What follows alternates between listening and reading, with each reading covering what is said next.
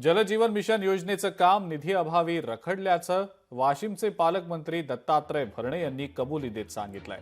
पाणी पुरवठा योजनेसाठी 100% निधीचा तुटवडा असल्याचं भरणे यांनी कबूल केलेलं आहे। प्रत्येक घरात नळानं शुद्ध पाणी पुरवठा व्हावा यासाठी जलजीवन मिशन योजना सरकारकडून सुरू करण्यात आली। मात्र वाशिम जिल्ह्यातल्या सर्वच गावांमध्ये या योजनेचं काम रखडलेल्या अवस्थेत आहे।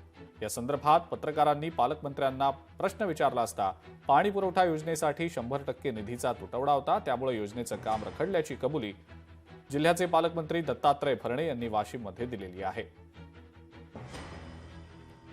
अधिकाऱ्यांची काही गोष्टीमध्ये चूक नाही, निधीची 100% निधीचा तुटवडा होता। यामध्ये मंत्रिमंडळाच्या बैठकीमध्ये चर्चा झालेली, या बाबतीमध्ये काय केलं पाहिजे यासाठी राज्याचे मुख्यमंत्री आणि दोन्ही उपमुख्यमंत्र्यांनी खाली सगळ्या अधिकाऱ्यांना सूचना दिलेल्या आहेत। या विभागाचे मंत्री गुलाबराव पाटलांना या बाबतीमध्ये सांगितलेलं आहे।